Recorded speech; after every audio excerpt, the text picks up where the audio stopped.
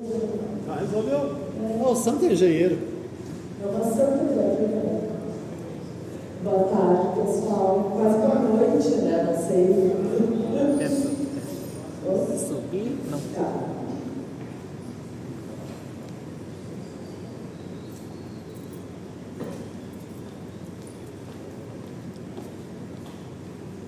Vou começar de novo. Boa tarde. Deixa eu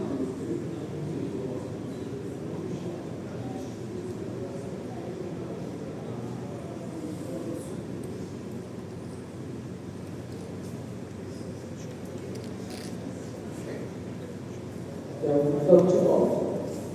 Boa tarde, pessoal. Eu vim hoje para falar com vocês um pouquinho sobre a Progeotec. Primeiro, prazer, eu sou a Laura Malticera, sou engenheira mecânica de segurança do trabalho. E represento a Progeotec, que é a Progeotec, a empresa da minha família. Se vocês podem olhar aqui, eu trabalho na Progeotec desde os 8 anos de idade, já nasci lá dentro. Sempre foi uma brincadeirinha que quando eu passava as férias lá, o RH resolveu fazer um ponto para mim, eu chegava, batia ponto, aqueles antigão, fazia crack. E sua mãe César, também não, também. E represento o Progeotec então. E atualmente eu sou a diretora comercial da empresa. A gente está aqui hoje para falar não só sobre ventiladores, a gente está aqui para falar também sobre ar, que ele está aqui no meio da gente, a gente às vezes não se dá conta do impacto dele na nossa vida. E aqui essa foto é para mostrar que a Progeotec, ela antes de ser uma metalúrgica, uma empresa de ventiladores, a gente é uma empresa feita de pessoas e da nossa família, que para a gente é um valor fundamental. Tenho muito orgulho da empresa que meu pai construiu. Nós começamos como uma empresa de suporte eletromecânico, por isso que o nome é Progeotec. Era uma empresa de projetos eletromecânicos para uma empresa de construção civil. E no nosso início, quando estava dando suporte a essa empresa de construção civil, e deu o mundo da fábrica de móveis em Bento Gonçalves, que é na Serra Gaúcha, que é perto próximo de Porto Alegre.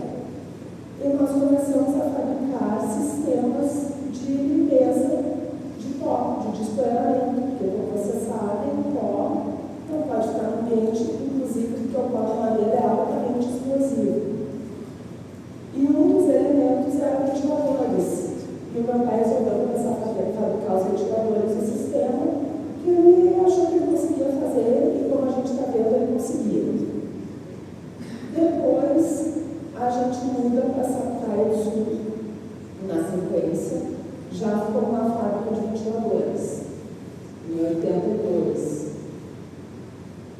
Nos anos 80 também a gente deixa de ser uma empresa regional e abre o nosso escritório em São Paulo. Então, a gente tem a primeira grande expansão como empresa mesmo, começa a vender como todo o mercado nacional por lá. Logo na sequência, a gente começa a se preocupar com o processo, porque não adianta só fazer bem, sem ter um processo, uma sequência e perder um pouco o conhecimento durante o período. E a gente implementa isso, e atualmente a gente é uma empresa moderna com máquinas de corte a laser, robôs de solda, e estamos sempre nos aprimorando. Aqui eu fiquei com muita inveja do Navarro, que ele pode sortear boneco, né? Eu pensei, o que eu vou fazer para poder dar um boneco a alguém? Você sabe a diferença entre ventilador e circulador de ar? Por favor, não briguem. Velocidade? Diferença? Não, mas eu vou te dar um boneco com a coragem, pode ser? E eu agradeço. Muito aberto, porque eu não sei jogar boneco na Navarro.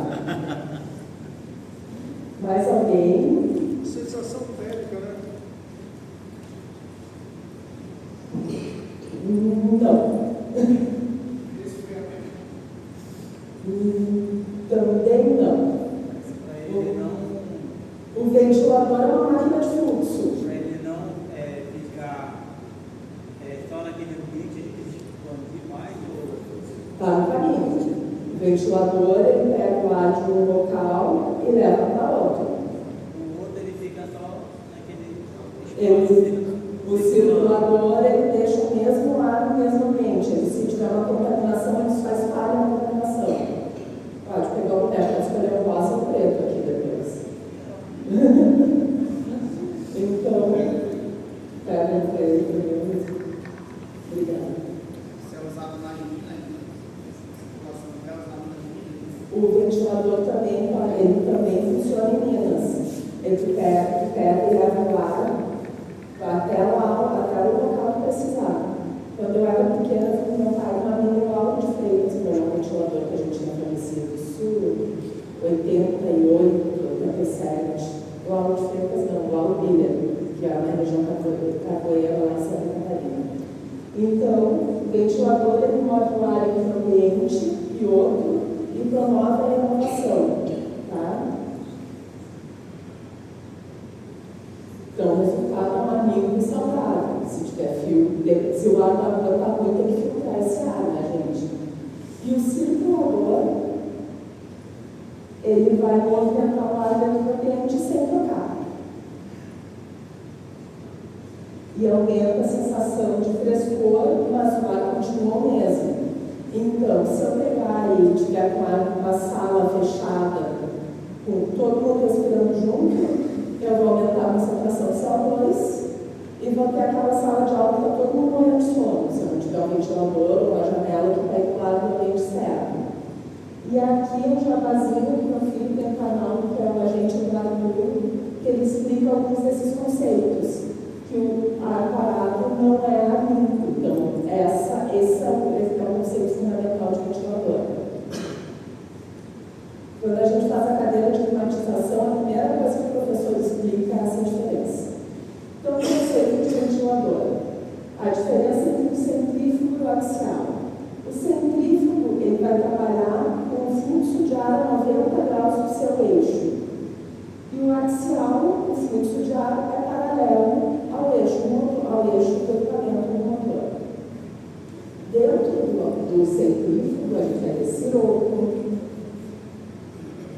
limit load, radiais. Mas o fundamental aqui não é, eu quero que você saia sabendo o que é o siroco, o limit load e o radial.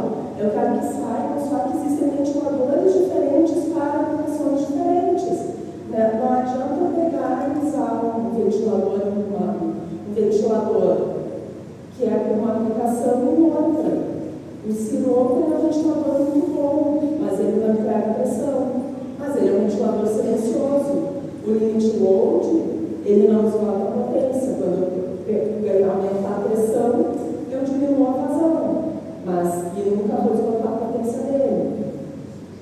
Isso é importante para saber a aplicação de cada um. E o ventilador vai trabalhar no triângulo de ventilação. A vazão vezes a pressão é igual à potência. E isso é fundamental. Se eu errei a pressão no meu sistema, eu vou perder vazão. Ou se eu tiver que manter a vazão, eu vou ter que pagar a potência.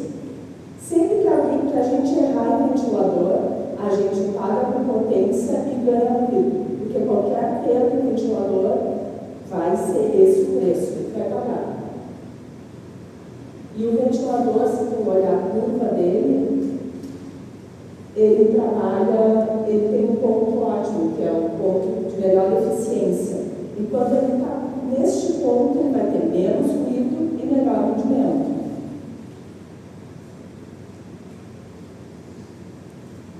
Aí tem uma curva de um ventilador, o ponto dele de melhor rendimento vai ser onde ele vai ter menos ruído. Isso é importante porque hoje em dia a gente tem essa preocupação com o ruído. E o atenuador é um equipamento muito caro.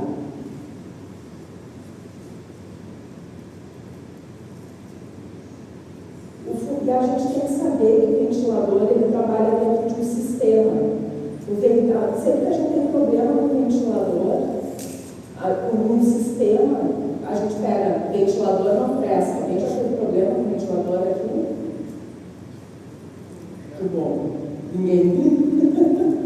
Mas normalmente tu vai dizer, é o culpa do ventilador, mas tu não vai olhar. Se tem uma transformação mal feita, uma curva em cima da outra, pouco espaço para liberação de pressão.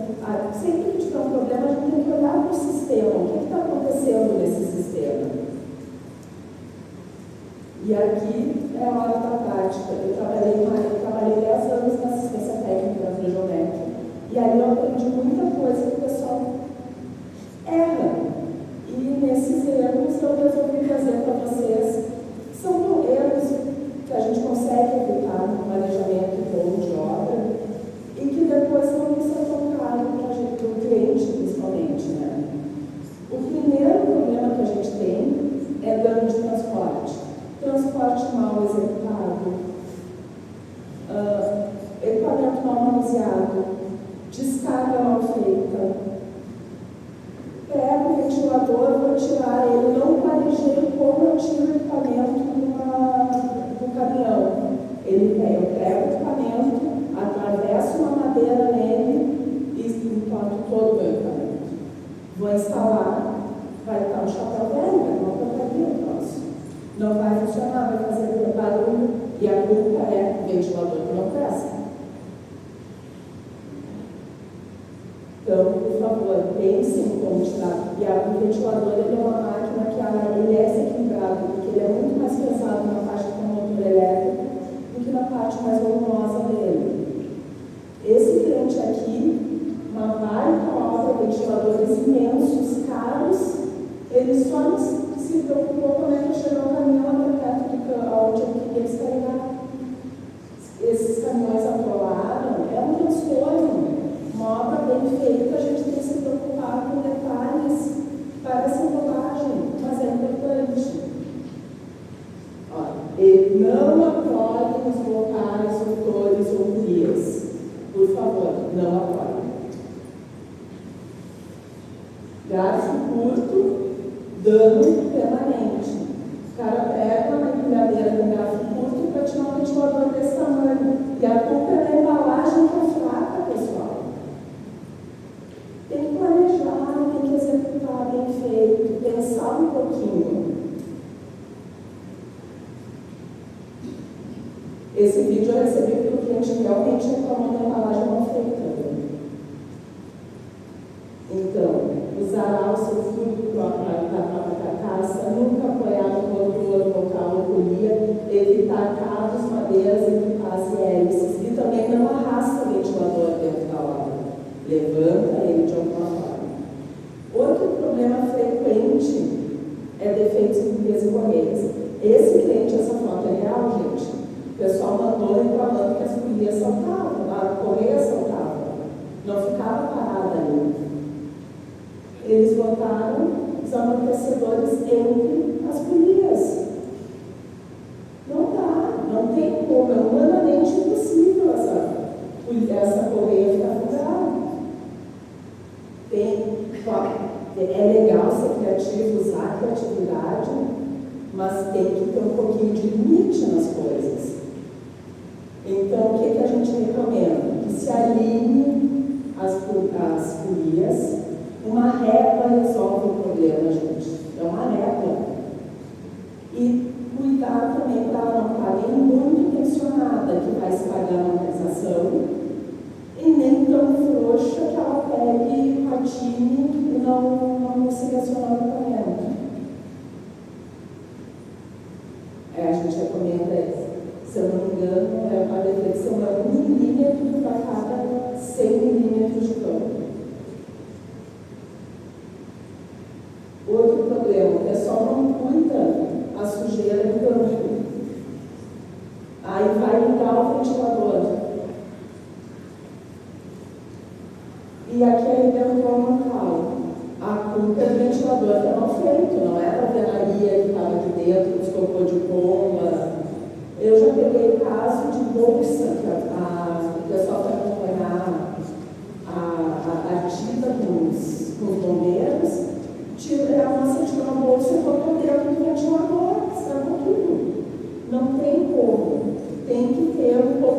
senso e cuidado. Aquele ventilador ali era do hospital. Esse aqui, o cliente tinha um fenômeno lá, que no início do turno, o ventilador tinha falta de balanceamento. Uma hora de operação, ele parava, ele voltava ao normal. Como era um ventilador que trabalhava com gordura, quando o choque fechava às 10 da noite, ele parava de operar, a gordura solidificava e concentrava no ponto de baixo do motor. Normal. E depois que operava uma hora, então, quando ligava de manhã, começava a girar, desbalanceava.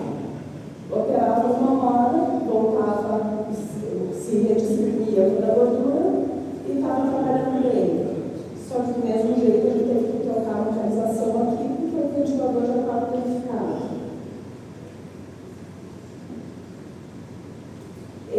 Esse pessoal aqui, eles fizeram uma manutenção, fizeram a limpeza do motor e após a limpeza eles me chamaram que estava com problema no equipamento.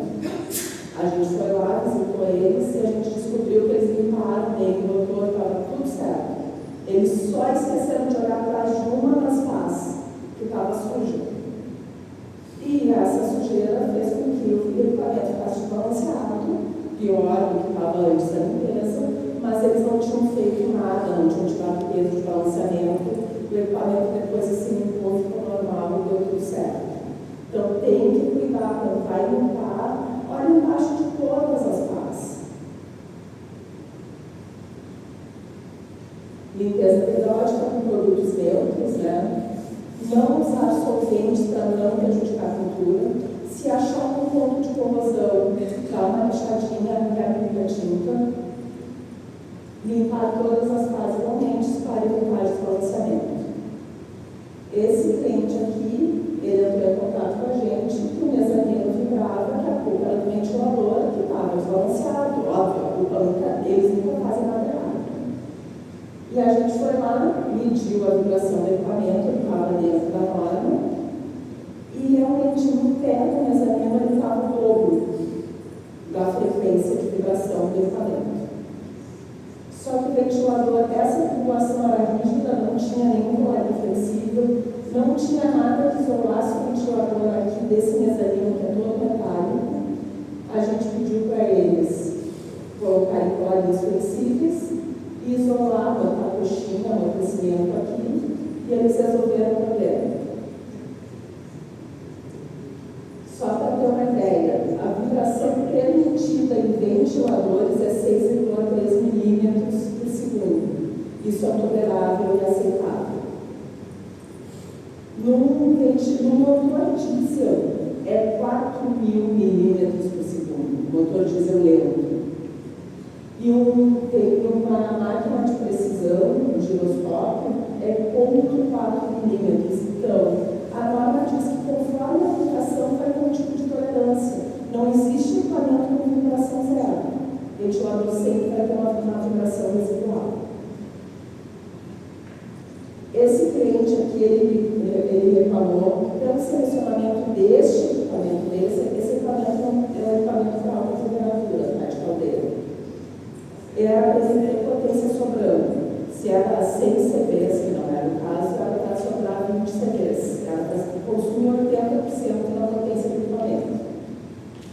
E ele estava consumindo todo o fator de serviço, que era 25%. Então, ele estava consumindo mais e estava danificando também a mecanização, porque ele estava vibrando muito.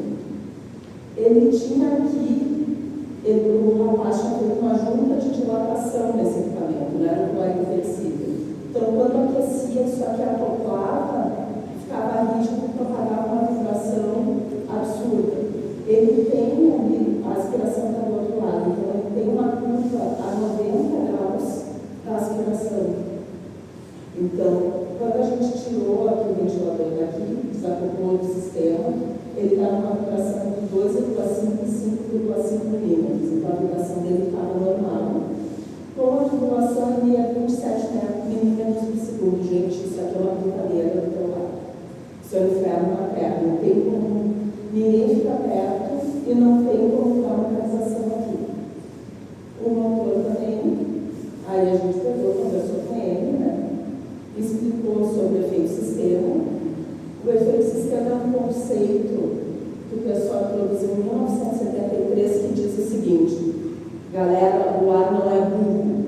Se tu dificultar a entrada ou a saída do ar, o ar vai achar um jeito de trabalhar por si só. Se tu trancar a entrada de ar, não vai entrar, o ventilador não vai sair. Se tu trancar a saída, não sai, vai gerar uma turbulência que vai vibrar, vai aquecer, vai fazer barulho e vai comer tudo que tu errar, como eu já tinha dito antes, paga de potência. Então, do curto, tu vai ter perda de interação de pressão, quanto menor o trecho, maior a penalidade, necessário o movimento mínimo de descarga. No centrífugo é assim que acontece a interação. A implementação da norma é 2 diâmetros e meio de trecho reto. Ai, mas aí não tem espaço, a casa de máquina é pequena. Paciência, paga com a potência. Teu cliente vai pagar a luz mais caro nessa vida e está tudo certo. Mas tu tem que saber desse problema que tu está gerando para ti e para o teu cliente. E ali vocês lembram que a curva era para o lado oposto da aspiração. Então a gente tem aquele sistema com as curvas ruim e o pior. O cara conseguiu acertar no pior. Aqui são as regras básicas para a eliminação de efeito sistema. O básico é dar espaço para entrar o ar, dar espaço para sair o ar. Se for fazer alguma transformação, não pode ser nem convergente demais, nem divergente demais, que qualquer uma dessas situações vai ter turbulência e vai pagar com potência. Quando eu tenho pouco espaço, vou ter que selecionar um ventilador com velocidade mais alta para compensar a perda, motor maior, mais custo, menos eficiência, aumento de vibração e efeitos acústicos. Efeitos acústicos muitas vezes ignorados, mas podem ser severos. E a classificação de som não é válida. Sabe quando pega o programa de seleção, tem valor ali de ruído? Não é aquele quando tem o sistema. E aqui daí são fotos que eu vou recebendo, vou guardando com muito carinho para poder mostrar para vocês, de coisas que eu quero que vocês não façam no campo. Aqui o cara tinha tudo de PVC sobrando em casa, resolveu botar aqui. Aí eu posso chamar de eficiência possível aqui em casa. Esse aqui o cara achou em algum canto um ventilador maior e resolveu botar aqui. A alvenaria não está preparada para isso. Ele bota essa transformação, essa curva e essa obstrução aqui. O ventilador de trás é menor, mas deve estar rendendo mais.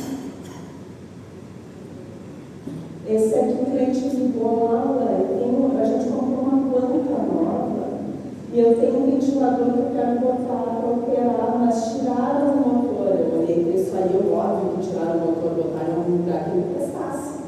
Porque com essa transformação aqui na descarga e ainda dupla, não sei para que serviria um equipamento desses. Esse aqui também, né, o ventilador não rendia, ele tinha tapado aqui a descarga.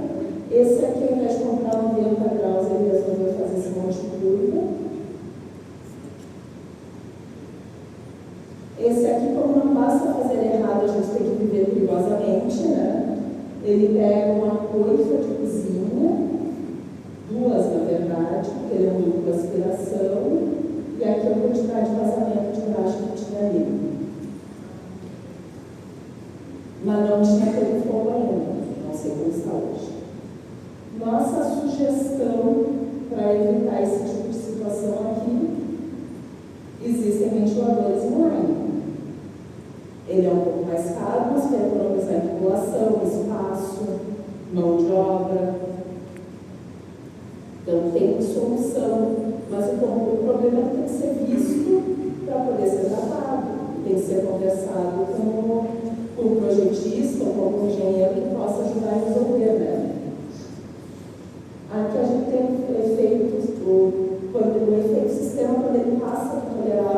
parâmetro aceitável ele é o stall aerodinâmico, ou seja, não tem ar tapado do equipamento, vai fazer aquele famoso bombeamento que o pessoal vai chamar de casa assim. Então, ele pode ventiladores centrífugos também chamar de bombeamento ou surge. Aqui, esse caso é um caso agrícola, eram galerias mal projetadas, o ventilador ele jogava o ar para baixo. Ele jogava o ar para baixo, era aquele espaço para ele ir para cá nessa galeria. O pessoal resolveu fazer assim e o ventilador ficou assim. Porque a descarga. Aí o contato do cliente foi: o aço é outro. Nós foi só esses equipamentos que quebraram desse jeito. Né? Vai lá, descobre que o cara não fez o que deveria, mas o cara foi honesto o suficiente.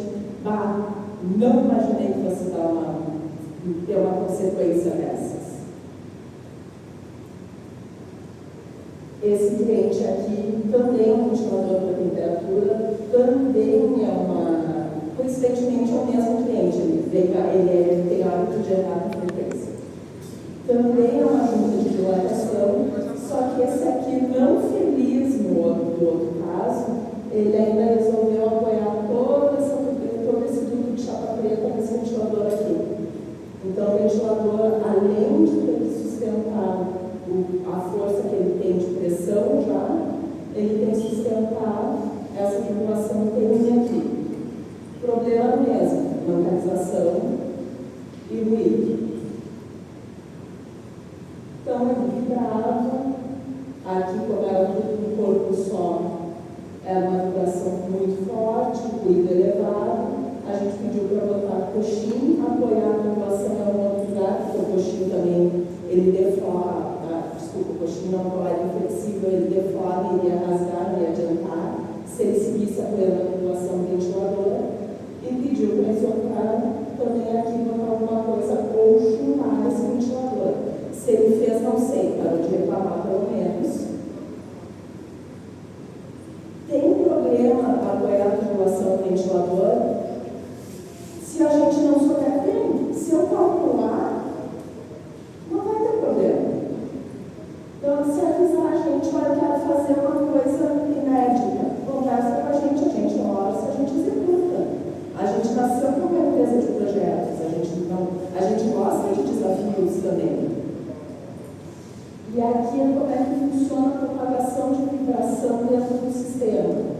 Se tu não tem isolamento entre a tubulação e o ventilador, tu vai ter uma tubulação, tu vai físico aqui com o ar batendo nas paredes, tu vai para a estrutura pelo solo e também o motor elétrico aqui. Então, o aconselhável, se for parede que possa botar revestimento acústico, separar o chão do ventilador do solo, separar o ventilador daqui.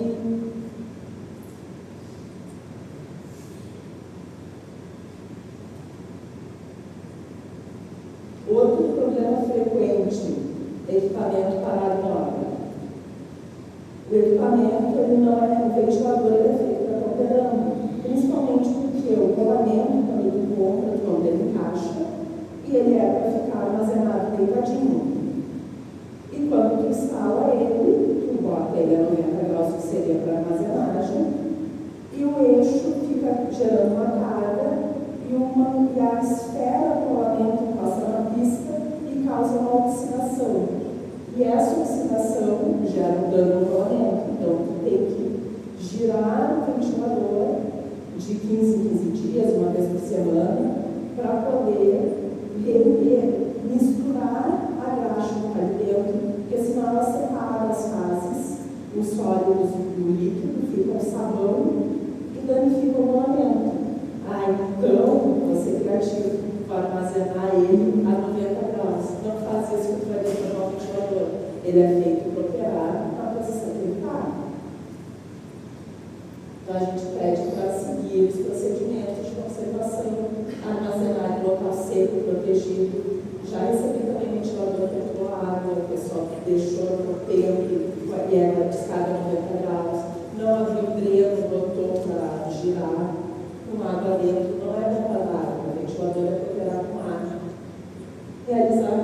periódica nos rolamentos e eles acreditaram que avisos e sempre consultar o manual. Girar manualmente, garantir a movimentação, liberar o fluxo ventilador e normalmente instalado com plástico. Então a gente tem que tirar esse plástico para poder girar o ventilador com a mão ou colocar em algum lugar que tenha fluxo que ele consiga girar naturalmente. E o motor elétrico também não é feito para ficar parado, mas girando. A própria garantia do motor, se o motor ficar parado um ano, é inviabilizada. Aqui é um caminho para acessar o nosso site do manual de manutenção. Vai estar no nosso site. Aqui é um lembrete de quem precisar. A gente tem o programa de seleção que está no nosso site. É só entrar no site, download. Programa de seleção executado.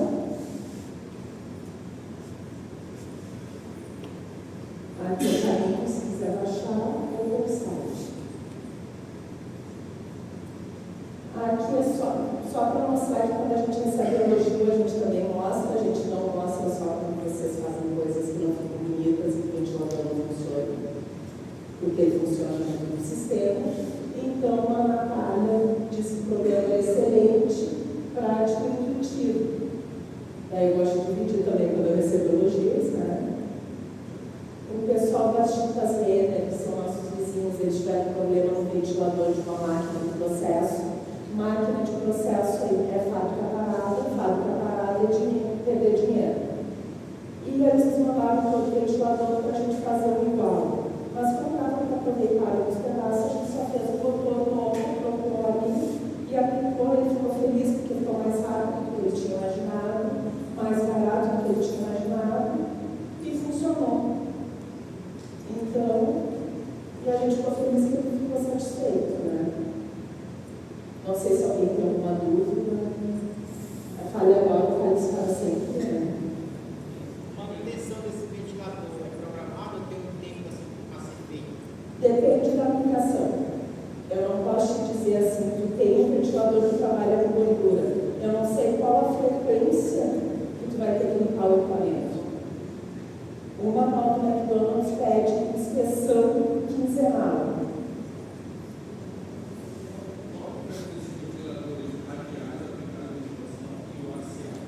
O axial, a diferença dele, ele é mais ruidoso, tá? O fluxo de ar é paralelo com o eixo do motor. E o axial normalmente é um ventilador mais barato, mas ele é mais ruidoso. E ele não atinge pressão. Então, se tu precisa atravessar uma tubulação, precisa de força no ventilador, o axial não vai te entregar. Ele não vai entregar, porque não é uma característica de ter pressão, ele tem vazão alta. O siroco tem vazão alta também e pressão baixa, normalmente. E ele é um equipamento que daí não é tão ruidoso. E o limit load, ele tem pressão e tem vazão, mas ele é mais barulhento. Mais alguma pergunta? Alguém quer contar alguma coisa que o ventilador não funcionou e não prestava? E como resolveram? Então tá bom. Então fica aqui um agradecimento em nome de toda a nossa equipe e a lembrança também que o João Beck